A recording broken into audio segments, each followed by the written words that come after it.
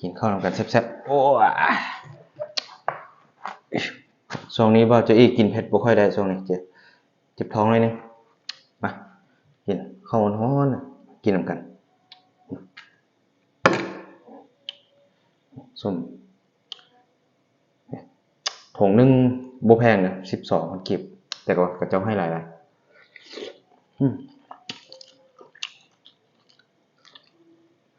เจ้าให้หลาย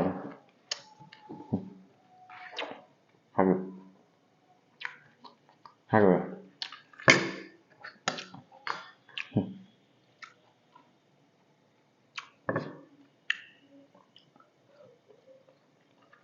ครับ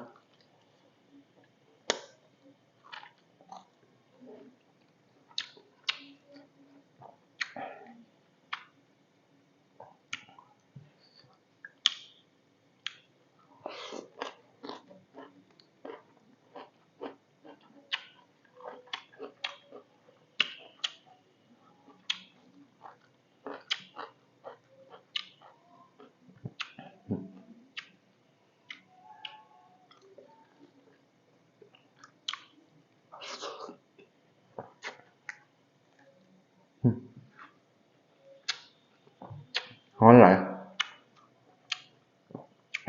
มื้อเพิ่นบ่ตกหลายมื้อเลย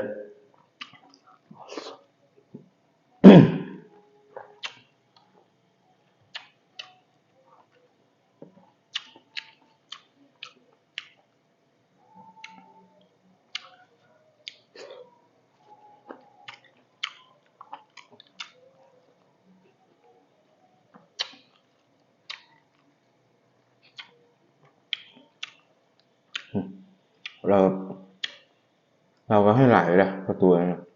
ถุงนึง12,000ก็เป็นตะกินอยู่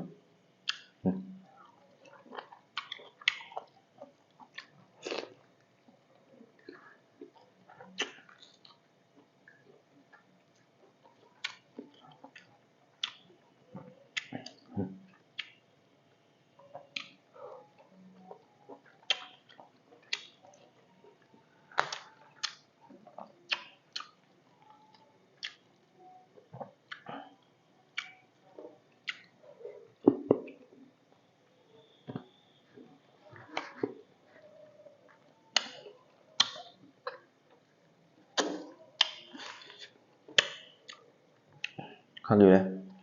ในโดนกินเถอะ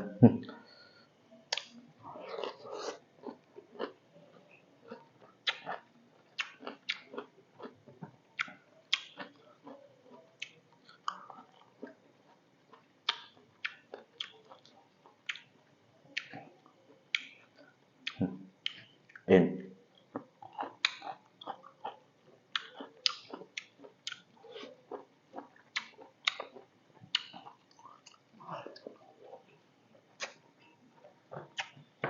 แบตเตอรี่ซื้อมา2ถุงก็คักอยู่เราก็ให้หลายอยู่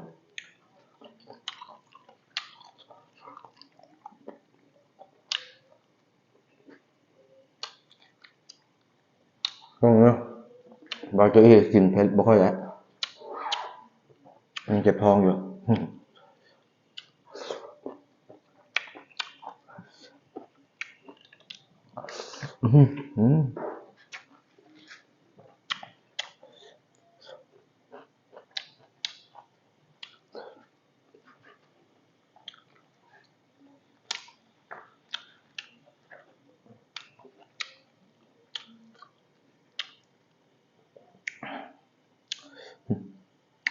เล่น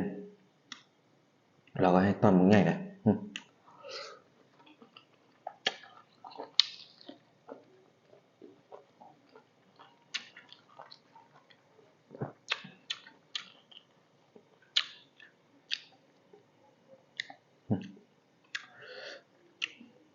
เราก็ให้ตอนใหญ่เติบเลย